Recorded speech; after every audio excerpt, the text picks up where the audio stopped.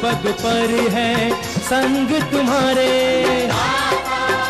अन्नदाता लहू किसानों का बन के पसीना, सींचता है धरती का सीना। मेहनत का तेरी हक दिलवाने, नई तकनीक नई खोज बताने। पशुधन को गुणवान बनाना, पौध सुरक्षा को सिखलाना, खेती के सब गुर समझाने, भारत का सरताज बनाने। आठों पहर है संग तुम्हारे। अन्नदाता अन्नदाता। नमस्कार, आप सभी का स्वागत है अन्नदाता कार्यक्रम में। आपके साथ मैं हूं सोनाली सिंह। हमारे देश के किसान जन का पोषक है, वह श्रम का देवता है, अन्नदाता है। उसमें ही भारत की आत्मा निवास करती है।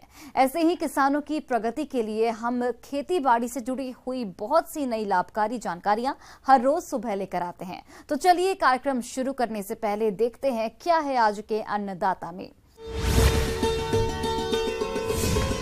प्याज की करें वैज्ञानिक तकनीक से रोपाई।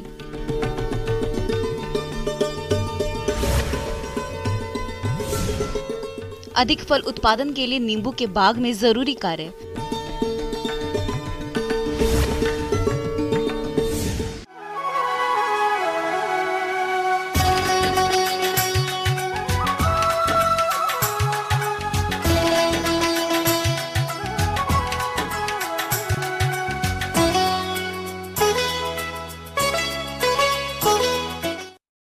किसान भाइयों, प्याज एक महत्वपूर्ण मसाला है।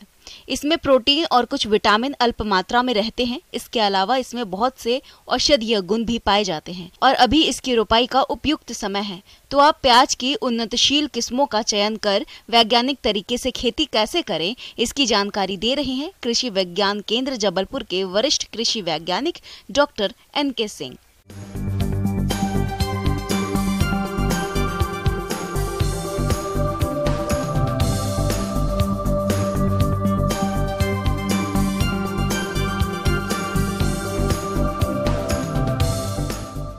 आज मैं आपसे चर्चा करूंगा प्याज की खेती पर।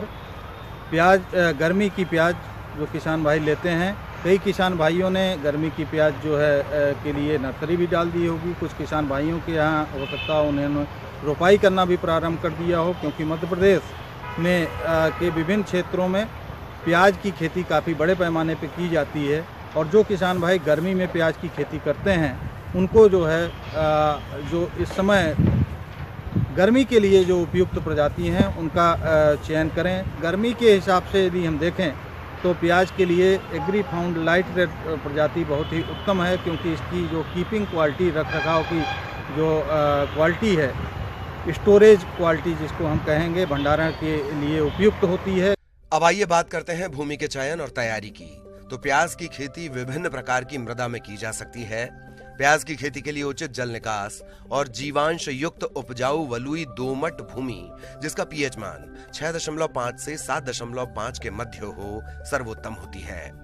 प्याज को अधिक क्षारीय या दलदली मृदा में नहीं उगाना चाहिए। प्याज के सफल उत्पादन में भूमि की तैयारी का विशेष महत्व है। इसीलिए खेत की पहली जुताई मिट्टी पलटने वाले हल से करना चाहिए। उसके बाद 2 से 3 जुताई कल्टीवेटर या हैरो से करें। प्रत्येक जुताई के बाद पाटा जरूर लगाएं, जिससे खेत में नमी सुरक्षित रहे।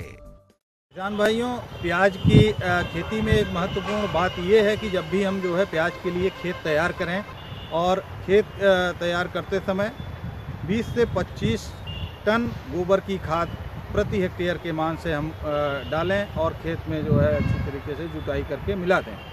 इसके साथ साथ जो NPK 60 kilogram nitrogen, 50 kilogram phosphorus और 60 से 80 किलोग्राम पोटास की आवश्यकता प्याज के लिए होती है।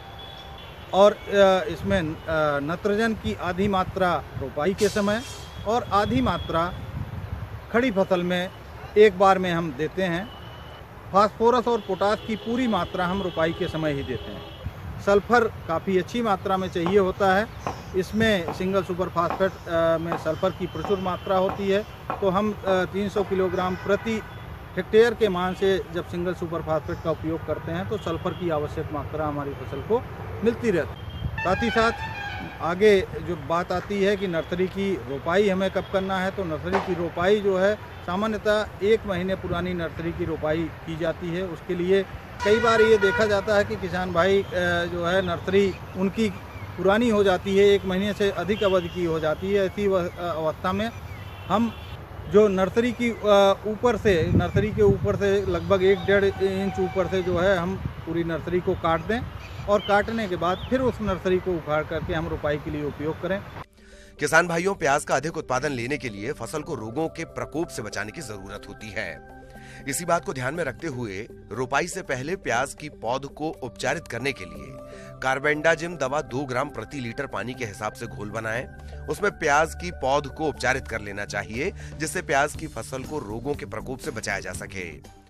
और उस घोल में 10 से 15 मिनट या 20 मिनट तक हम जड़ों को डुबो करके रखें और डुबो के रखने के बाद फिर हम इनका जो है रोपण जब खेत में करेंगे तो हमारी फसल आगे रोग मुक्त रहेगी। इसलिए रोपाई के लिए जो कतार से कतार की दूरी है वो हमें 15 से 20 सेंटीमीटर रखना चाहिए और पौधे से पौधे की दूरी 10 सेंटीमीटर मेंटेन करना चाहिए। और रोपाई हमेशा क्यारियों में करनी चाहिए ताकि बाद में निदाई गुड़ाई या अन्य शस्य क्रियाएं करते समय हम जो है आसानी से ये सारी क्रियाएं कर सकें। इसके लिए क्यारियां हमारी 6 से 8 फीट चौड़ी और लंबाई अपनी सुविधा अनुसार हम रख सकते हैं। तो इस प्रकार हम क्यारियों में अपनी इस नर्सरी की रोपाई करें और सिंचाई का विशेष ध्यान देना चाहिए, क्योंकि हमारे गर्मी का अब सीजन प्रारंभ हो रहा है और इस समय नमी हमारे खेत से बहुत जल्दी जाने लगती है। तो सिंचाई एक निश्चित अंतराल पे 1 हफ्ते या 10 दिन पे जैसा आवश्यक हो, हम सिंचाई समय समय पर निश्चित अंतराल पर करते रहें। प्याज की फसल को खरपतवारों से मुक्त रखने के लिए कुल 3 से 4 निराई गुड़ाई की आवश्यकता होती है। प्याज के पौधे एक दूसरे के नजदीक लगाए जाते हैं, इसीलिए खरपतवार नष्ट करने के लिए रासायनिक पदार्थों का उपयोग किया जाना उचित होता है।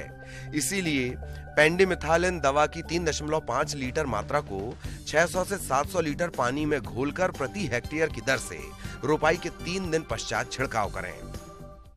यदि आप रोपाई प्रबंधन का अक्षरशः पालन करते हैं तो निश्चित रूप से हम प्याज की एक स्वस्थ और अच्छी फसल प्राप्त करेंगे। एक अच्छी फसल हमारी रहेगी और आगे चल करके जो जब इसमें कंदों का विकास सम्यक रूप से होगा तो हमारे जो फसल की उपज है हमारे अपेक्षा अनुसार काफ़ी अच्छी फसल हमें प्राप्त होगी।